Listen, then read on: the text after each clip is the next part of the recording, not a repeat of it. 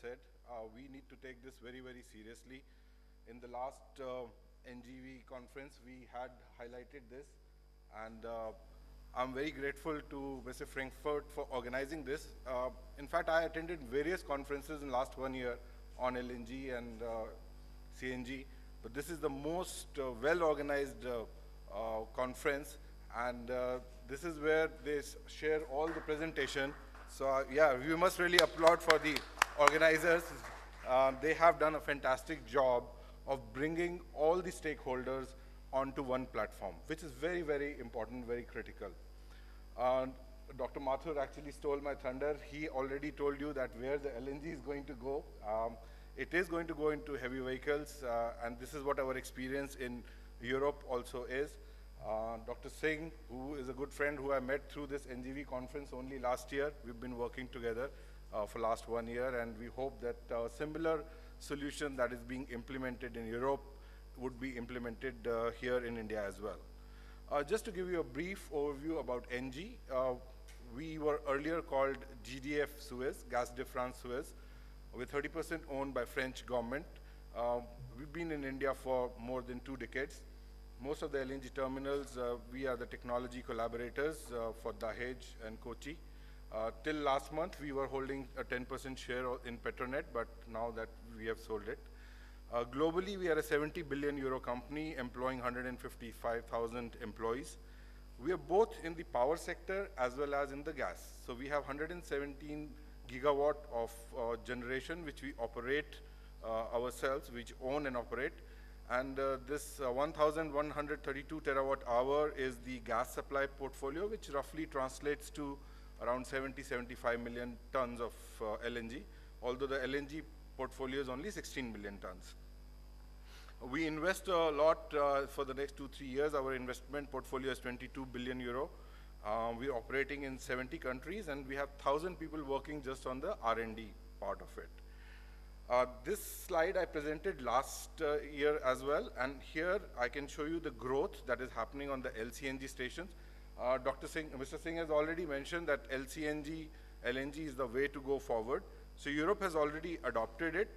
Especially in France, you will see that we have moved from 4 LCNG stations to 11. Spain has moved from 15 to 20. Overall, Europe has gone to 100 plus LCNG stations, which is a great achievement. What is to be noted is that by 2030, the Natural Gas Vehicle Association estimates that the LNG would be 12 to 25 million tons, while CNG supply will be only 5 to 10 million tons. So this is a very important statistics which we must note, that there is a limitation even in Europe to which the CNG could proliferate. The LNG is much faster and easier for the very obvious reasons which have already been stated, because it is going to be used in heavy vehicles. This work of art we commissioned on 8th of June. This is in Alkmaar, the Netherlands. This is an LCNG station. What you see at the background is the cryogenic storage. So it's a very much like a petrol station where you can go and get petrol or diesel. So we supply both at the same outlet. What you see in the background is the cryogenic storage tank. In front of it are the 2 vaporizers. Behind the brown wall is the technology. There is a pump underneath it. So we straight away pump up, pressure it up, and then take it through the vaporizer. So at the same time, you can get both LNG as well as CNG dispensed. There is no pressure drop. It works in isolation, so there is no worry about the line pressure going down. So even if all the vehicles come at the same time to all the LCNG stations, there will be no issue. On 5th of July, this is another LCNG station we commissioned in France. Going forward, this is one more in France on 5th of July. Still you can see some stones there, so it's under commissioning, I guess. This one is in Netherlands again. On 5th of April we commissioned, Engie commissioned this. So a lot of LCNG stations are getting commissioned. So this you are already aware where to go for CNG and where to go for LNG. In Europe, we find that CNG is used if the vehicle has to go only up to 400 kilometers, and then that's the autonomy it gets. With the LNG, you get a 800 up to 800 kilometer heavy duty vehicles, they can go. And the difference is already explained very well by Mr. Singh, so I'll not go into that. The issue here is in India or anywhere, if you are trying to replace a liquid fuel like diesel or petrol, you have to go to a liquid fuel. The gaseous fuel would not work because the time required to fill, the amount of filling that you can do is so different between the two gaseous fuels, between the liquid and the gaseous fuel. So that's why LNG has to be utilized, and I think we are all getting to a convergence, the government, the players, that it has to be LNG and it has to be for the heavy duty vehicles. And the other difference is the compression versus pumping. It's a very small pump that you put under the cryogenic tank, and you can take the pressure up to 250 bar and fill up the CNG vehicles as well. Volume, of course, Mr. Singh explained. The proof of concept. The LNG distribution by road is viable in Europe and USA, in spite of them having a very well-developed pipeline network. Unfortunately, we do not have that well-developed pipeline network. But the countries where they have a well-developed pipeline network, they are also using the LCNG stations. In US, Engie is supplying more than 300,000 tons of LNG to various industries and transport sector. So we already saw that in Europe, this is 200,000 heavy-duty vehicles and 275,000 buses. They are running on this natural gas. And we have a tie-up with Iveco, Scania, and other major manufacturers because the automotive industry has to work closely with the fuel supplier. And here in the next, you'll find something interesting. These are the Iveco trucks. One blue tank can carry enough LNG to take you for 750 kilometers. In one truck, they can put 2 such LNG tanks, and that gives you an autonomy of 1,500 kilometers. That means up to 1,500 kilometers, no need to go to a fueling station. In the same truck, they can put CNG as well as LNG. So, but CNG, the range is less. You get 285 kilometers. With LNG, you get 750. And with CNG, only if both sides you put CNG, you get 570 kilometers. So not only the fueling station is able to supply both, our customer also can take both. They can also take LNG and CNG. So this is an interesting concept. Mr. Singh already mentioned that the Blue Corridor is being developed in Europe, and Engie is one of the 28 companies which is participating in this. So it's a collaboration of all the European companies. We are mostly developing LCNG stations in France, Germany, and Holland. We will be developing 11 more stations in 2018. So the number of stations is growing very rapidly, which means that all across Europe, the trucks can move on the LNG. So that's the kind of range the trucks would get. How did it happen? Why was it successful? First of all, the regulation was very supportive. So we have to get the right regulation. Then certification for the vehicles. The vehicles have to be there. But the two most important aspect is the customer demand and the taxation. Now, if you're a customer, you're a manufacturer, and I have a highest respect for the Indian auto manufacturers because they have the can-do attitude, and whatever is presented to them, they can deliver. There is no doubt about that. But they have to have a market for it. So the customer demand has to be there. So when you go to a customer and ask him to convert from diesel to LNG, you have to show him some money. What is it in it for him? So that's what we did in Europe. We showed him that from diesel to LNG, this is the saving that he's going to make. At the end of the TCO is the total cost of ownership. So if you have a diesel truck and if you have a LNG truck, at the end of the day, you'll be saving 24,000 euro each truck. And these are the operators who have thousands of trucks operating for them. And if you then give them show them the fueling station all across Europe, they would definitely convert. There is no doubt about that. How did this cost saving was achieved? All the European countries, you can see the blue line is the taxation on the diesel, and the purple line is the taxation on the LNG. So the differentiation in the taxation is huge. In France, instead of 49 euro cents, the LNG pays only 5 euro cents. So it is actually in the hands of the government and the regulators to kind of promote a particular fuel, and this has been done in Europe across all the countries. Belgium has actually put zero tax on natural gas.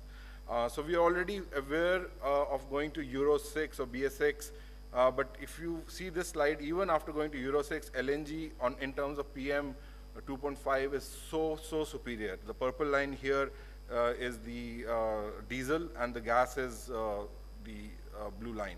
So the PM you see is, even after we go to Euro 6, the PM level on the LNG side would be really, really low. This is what is current scenario. What we've done here is converted all the fuels available in Delhi into US dollar per MMBTU from the energy content point of view. And you will find that the highest number that we pay is $30.56. This is 2016 data for the petrol. Then 25.82 is for diesel, and 23.84 is for auto LPG. Now these three are the only fuels that we can replace by LNG in case of if you're going for LNG, because LNG will not be available at less than $15 to $18 per MMBTU at the retail point. Now that is only possible if there is a tax differentiation. For almost till 2014, diesel enjoyed a cross subsidy from government, where we taxed petrol more and gave a cross subsidy to diesel. Now is the time when diesel needs to be taxed more and a cross subsidy needs to be provided to LNG to promote it.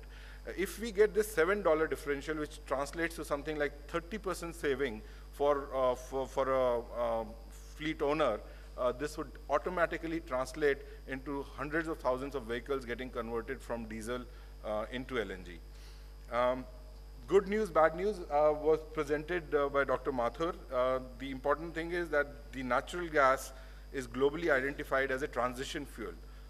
Now, let me make it clear what is a transition fuel. We know today that the fossil fuel would not be required. Diesel, petrol, LPG, LNG, nothing would be required. We have come to a stage, the human civilization has come to a point where at some point of time we will convert to total renewables.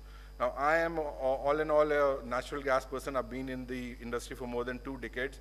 So here I'm here to promote natural gas and to promote the natural gas vehicles. But at the same time, it's my job to highlight the threats, the challenges that the natural gas industry is going to follow. The good news is nobody knows the transition time. The bridge is 5 years, 10 years, or it'll go for 50 years. That is what we need to see. Where is the threat coming from? Threat is, of course, coming from the zero emission vehicles. Here we are talking about our PM 2.5 is low, and the battery electric vehicle is going to tell, I don't even have a tailpipe. There is no emission here. You want to compete with me? Then let's talk about it. Reduction in battery cost. This is a tsunami of technology coming where the battery costs are dropping like anything. And of course, another area where we're working on is alternative storage like hydrogen. So at 12 midnight, if you need the solar energy, it will be possible, because we are moving towards a total renewable solution. That is, during the day itself, when the sun shines, you produce enough energy that is required for you at night as well. So this is going to happen definitely. This is the India's power consumption scenario. It's 1,200 billion units we use every year, which translates roughly to 80 million tons of natural gas, 103 million tons of oil equivalent. And this is achieved through 135 gigawatt power capacity. If we have to replace all of it, all we need is a 675 gigawatt of solar power capacity. The numbers looks like huge, but it is not that big, because our Honorable Prime Minister has set a target of 100 gigawatt till 2022, and I think the industry and the government is well on the way to achieve that target. We will get to 100 gigawatt by 2022. So it's just a matter of speculation when we would achieve that 675 gigawatt of solar power capacity. Dr. Mathur mentioned about prices dropping down. Engie is also participating in the transition of this. We are in solar energy as well. In fact, the April 2017, we set a record in India. In the reverse auction bid for Kadapa, we bid 3 rupees 15 paisa, which was the lowest bid at that time. But within a month, in May, our record was shattered, and the new record stands at 2 rupees 44 per unit. This includes absolutely no subsidy.